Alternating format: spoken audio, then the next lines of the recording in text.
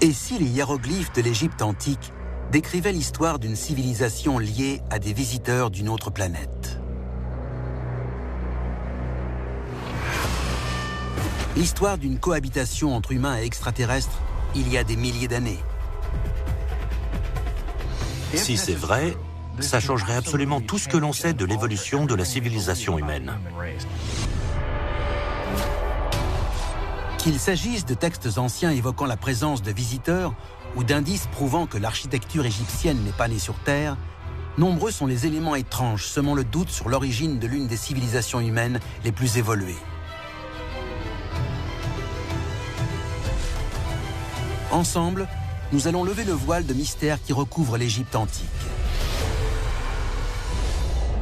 La machine est en marche. Des dossiers restés confidentiels pendant des décennies et décrivant des manifestations extraterrestres ont été rendus publics. Nous allons révéler le contenu de ces documents et découvrir ce que le gouvernement américain voulait cacher. C'est à suivre dans Alien Files, l'émission qui perce à jour les plus grands secrets de la planète Terre. À travers le monde entier, il existe des éléments tendant à prouver qu'il existe des liens entre les anciennes civilisations humaines et les extraterrestres. Par exemple, Stonehenge, le calendrier céleste, ou les contes de l'Inde ancienne évoquant d'étranges vaisseaux, les Vimanas. Plus on étudie l'histoire de l'humanité, plus on se rend compte que certaines sociétés ont émergé et se sont épanouies très rapidement, en surgissant de nulle part, et en ayant sûrement appris des choses venant de civilisations humaines ou non humaines. Aucune civilisation au monde ne semble plus liée à une intelligence extraterrestre que celle qui est apparue il y a 5000 ans sur les rives du Nil. L'Égypte antique. L'Égypte antique est une sorte d'abysse archéologique.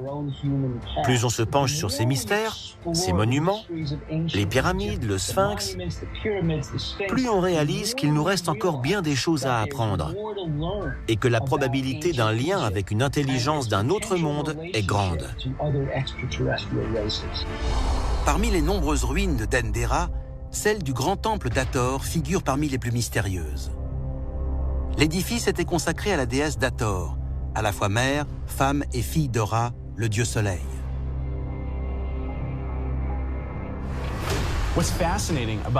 Dans le temple d'Hathor, ce qui est fascinant, c'est cette voûte céleste peinte au plafond. Elle prouve que la civilisation égyptienne antique était fascinée par l'astronomie. Les hiéroglyphes du temple révèlent quant à eux une compréhension scientifique en avance de plusieurs millénaires. Sur les plus intrigants d'entre eux, semblent figurer des objets qui n'auraient jamais dû exister à une période aussi lointaine. Il y a ces bas-reliefs qui montrent une créature d'apparence reptilienne offrant quelque chose à un être humain. Ces cadeaux, en les observant avec attention, sont de forme sphérique et émettent de la lumière. On pourrait même y distinguer un filament. Cela ressemble fortement à une ampoule. Certains estiment que c'en est une. Les Égyptiens antiques possédaient-ils des sortes d'ampoules électriques plus de 3000 ans avant Thomas Edison? Et que penser des étranges créatures reptiliennes qui semblent transmettre leurs connaissances aux êtres humains? Dossier déclassifié, le papyrus de Touli. L'une des découvertes les plus récentes d'interactions possibles entre l'humanité et les extraterrestres est le papyrus de Touli. Ce papyrus aurait été découvert au Caire, chez un antiquaire, par Alberto Touli, directeur du département d'égyptologie du musée du Vatican. Selon la traduction qui en a été faite, ce message évoque la visite en Égypte antique d'êtres non identifiés, il y a de cela plus de 3500 ans. La voici. En l'an 22, un étrange disque ardent est apparu dans le ciel. Quelques jours plus tard, ces disques sont revenus, encore plus nombreux. Ils brillaient dans les cieux, plus fort encore que le soleil. La position de ces disques ardents était toute puissante.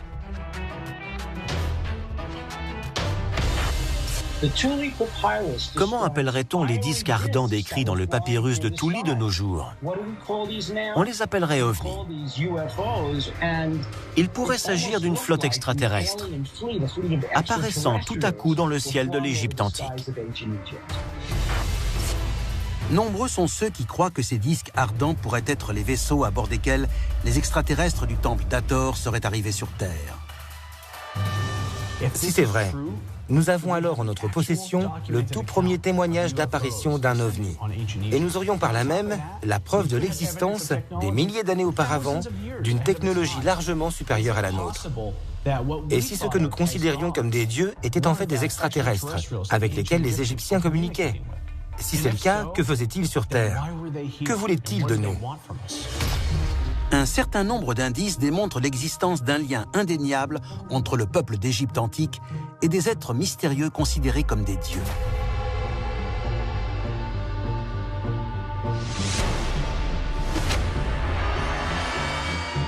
Ces créatures tenaient-elles du simple folklore ou seraient-elles venues des confins de l'espace pour partager leur savoir avec l'humanité?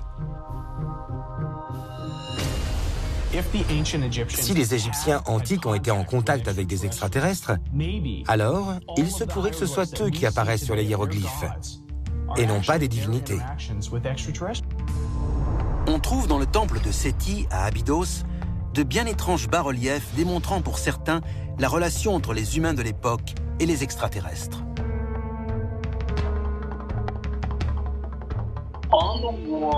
Sur les murs de cet édifice, on a pu voir ce qui ressemble énormément à des véhicules modernes, comme un hélicoptère par exemple,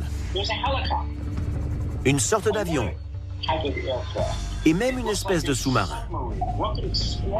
Comment expliquer que de tels motifs aient été gravés il y a 8000 ans? S'il s'agit bien de représentations de machines, cela signifierait donc que l'humanité aurait alors été confrontée à la technologie avancée d'êtres supérieurs. S'il y avait des machines volantes dans le ciel de l'Égypte antique, il faut se demander si elles ont été construites par des humains ou si elles sont la preuve que quelque chose est arrivé dans notre ciel il y a des millénaires. Si ces bas-reliefs sont bien la preuve d'un contact entre humains et extraterrestres, quel était le but de leur visite? La réponse pourrait se trouver dans le tombeau d'un souverain qui, pour certains, n'avait rien d'humain. Dossier déclassifié, Akhénaton, le roi des étoiles. Amenhotep IV est devenu pharaon en 1353 avant Jésus-Christ. Au bout de 5 années de règne, il change de nom pour devenir l'esprit vivant d'Aton, Akhénaton. Dans la mythologie égyptienne, Aton est décrit comme un disque solaire, parfois pourvu de mains et de rayons de lumière. Akhénaton serait donc l'incarnation vivante de ce disque solaire. Le pharaon régnera pendant 17 ans. Il bouleversera la tradition religieuse en instaurant le culte d'Aton seul. D'après lui, le disque solaire était plus puissant que les dieux. Le fait qu'Akhénaton ait pu réformer à lui seul toutes les croyances du peuple égyptien, en quelques années seulement, prouve pour moi qu'il y a un lien entre lui et cette divinité.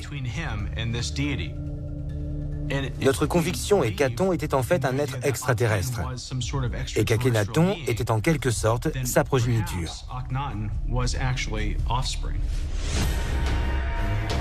Certaines représentations d'Akhénaton montrent qu'il n'a rien de normal.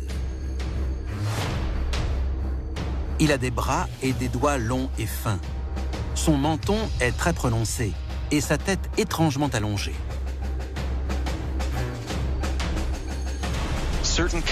Certaines caractéristiques de ces extraterrestres se retrouvaient dans le patrimoine génétique de la famille royale. L'une d'elles étant l'élongation crânienne. Pour certains chercheurs l'ayant analysé, le crâne du pharaon était anormalement long et ses yeux de taille singulière. Ces traits, on les retrouve également chez ses filles et son fils, le fameux Toutankhamon. Et si ces particularités venaient des ascendants extraterrestres de cette famille? Les plus sceptiques pensent que cette forme du crâne était obtenue en serrant une sorte de bande pour provoquer cette déformation. Mais absolument rien ne prouve que ça ait pu effectivement être la méthode utilisée. Aucun élément probant ne vient étayer cette hypothèse. D'autres prétendent qu'Akhenaton et ses descendants souffraient d'une malformation génétique.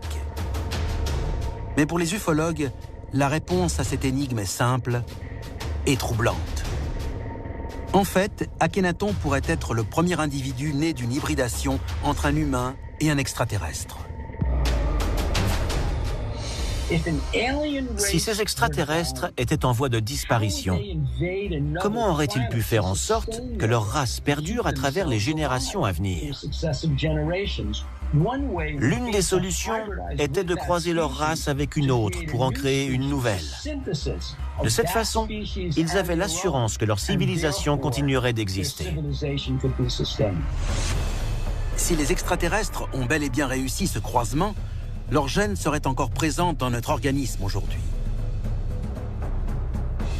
Mais d'où venaient-ils? Et où sont-ils partis? La réponse pourrait se trouver dans le plus grand chef-d'œuvre de l'Égypte antique, les pyramides. Selon les indices entourant la vie d'Akhenaton, il semblerait que les dieux d'Égypte antique étaient bien plus réels qu'on aurait pu l'imaginer. Mais ces êtres étranges pourraient-ils pour autant être des extraterrestres? Pour beaucoup, il est évident que ce peuple a été visité. Il est évident qu'ils en savaient plus à l'époque sur la vie ailleurs dans l'univers que nous en savons maintenant. Les pyramides comptent parmi les plus grandes merveilles du monde. Mais nombreux sont ceux qui pensent que ces édifices n'ont pu être réalisés uniquement de la main de l'homme.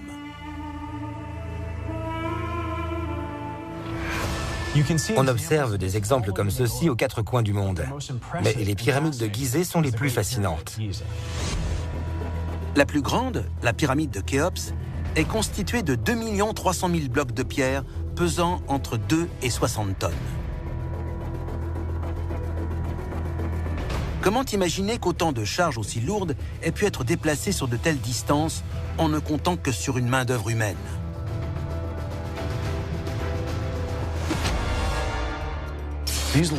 Pour que ces blocs de pierre soient acheminés jusqu'au chantier, il fallait les transporter sur 800 km, puis les hisser jusqu'à 70 mètres de haut pour leur faire atteindre leur emplacement.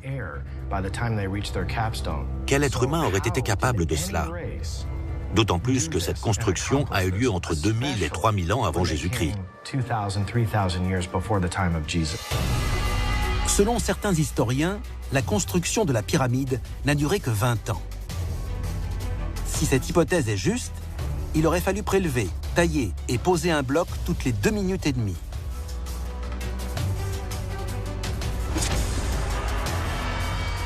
Même au XXIe siècle, avec notre technologie, ce serait un chantier phénoménal.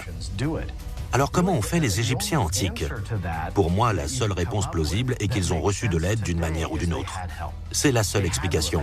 Comment l'être humain aurait pu réaliser ça tout seul?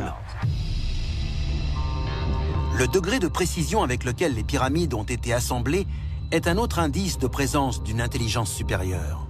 Le positionnement des pyramides est d'une grande précision. Elles sont orientées vers le nord au 500e de degré près. Aucun autre édifice sur Terre n'a une orientation aussi précise. Construites en se fondant sur ce que les Égyptiens appelaient la géométrie sacrée, les pyramides étaient autrefois parées d'un revêtement reflétant le soleil et les rendant visibles de l'espace. Mais quelle aurait été l'utilité d'un tel dispositif? Et qu'est-ce au juste que cette géométrie sacrée? La conception mathématique de la pyramide de Khéops est d'un tel niveau de calcul qu'il fallait nécessairement la présence d'un être observant le chantier depuis le ciel pour la mettre au point. Des études montrent que la taille de la pyramide de Khéops, multipliée par 1 milliard, est égale à la distance entre la Terre et le Soleil.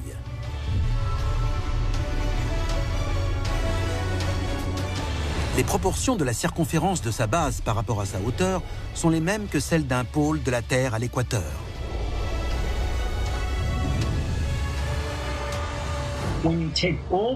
Ces données nous font nous demander comment les Égyptiens antiques étaient capables de tels calculs.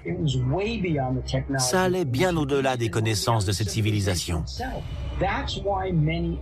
C'est pour cela que certains ufologues pensent que l'Égypte antique faisait partie d'une civilisation extraterrestre.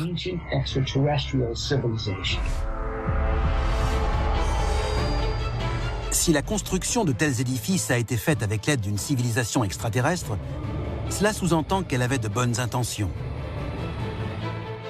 Sinon, pourquoi nous avoir laissé les grandes pyramides ou un autre monument qui détient peut-être le secret de son origine, le Sphinx?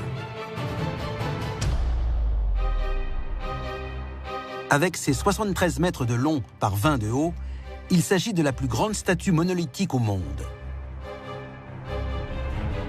Il est porteur d'un secret qui pourrait prouver que la civilisation antique égyptienne n'est pas uniquement humaine. Le Sphinx soulève de nombreuses énigmes, difficiles à résoudre, et l'une d'elles se situe juste à sa surface. En 1991, des géologues de l'Université de Boston découvrent des traces d'érosion leur permettant d'estimer la date de construction de l'édifice à plusieurs milliers d'années avant celle des pyramides.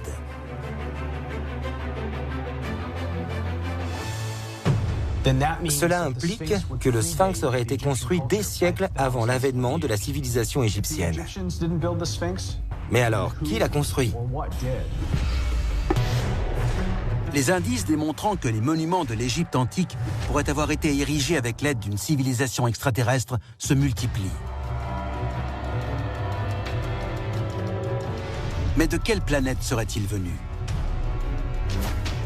Des clichés récents pris par la NASA révèlent ce qui semble être des pyramides et un sphinx, ensevelis sous le sable de Mars. Ces êtres pourraient-ils être tout simplement originaires de notre planète voisine? Maintenant que la NASA s'est lancée à l'exploration de Mars, nous allons avoir des réponses. Si nous trouvons les vestiges d'une ancienne civilisation, alors devrons-nous réécrire l'histoire de l'humanité. Si l'Égypte antique a été fondée avec l'aide de Martiens, notre exploration de la planète rouge pourrait nous faire découvrir nos ancêtres et révéler la vérité sur nos origines.